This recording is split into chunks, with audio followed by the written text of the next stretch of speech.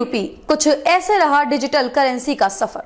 देश में digital payment को बढ़ाने के लिए सरकार के साथ भारतीय रिजर्व बैंक भी कई तरह के कदम उठा रही है। ऐसे में आरबीआई ने पिछले साल ई-रूपी जारी किया था।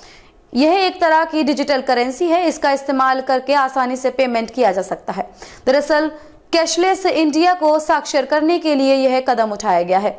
ई-रूपी के बारे में विस्तार से जानते हैं। भारतीय रिजर्व बैंक आरबीआई ने ब्लॉकचेन टेक्नोलॉजी का इस्तेमाल करके डिजिटल रुपए जारी किए थे। देश में 2022 में ई-रुपए लॉन्च की गई। इस साल ई-रुपए को एक पूरा साल हो गया है। ई-रुपए का इस्तेमाल रिटेल और होलसेल ट्रांजैक्शन के लिए किया जाता है।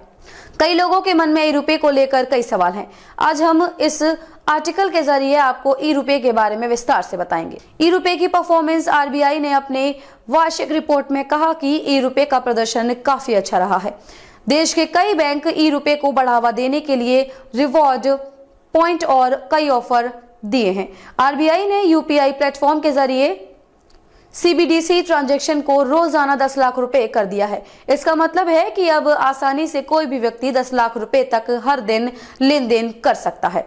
आपको बता दें कि आरबीआई द्वारा ई-रुपए को लेकर पायलट प्रोग्राम में बैंकों की संख्या में तेजी देखने को मिली है। एक रिपोर्ट के अनुसार इस वर्ष जून 2023 तक लगभग 13 लाख यूजर्स ने सीबीडीसी वॉलेट डाउनलोड किया है। इसमें से 3 लाख विक्रेता ने ई-रुपए को स्वीकार किया है। ई-रुपए क्या है? ई-रुपए एक तरह की डिजिटल करेंसी है। यह सॉवरेन बैंक करेंसी है। जिस प्रकार आपके पर्स में नोट होते हैं, ठीक वैसे ही बैंकों की सॉवरेन करेंसी है। यह आरबीआई के बैलेंस शीट में लायबिलिटी के तौर पर दिखाई देती है। हम जिस तरह कैश का इस्तेमाल करके पेमेंट करते हैं, वैसे ही हम ऑनलाइन पेमेंट के लिए ई-रुपए का इस्तेमाल कर सकते हैं। आप चाहें तो अपनी सैलरी को भी ई-रुपए में ले सकते हैं। आप जिस तरह से अपने पर्स में कैश रखते हैं, ठीक उसी तरह आप अपने ई-वॉलेट में ई-रुपए भी रख सकते हैं।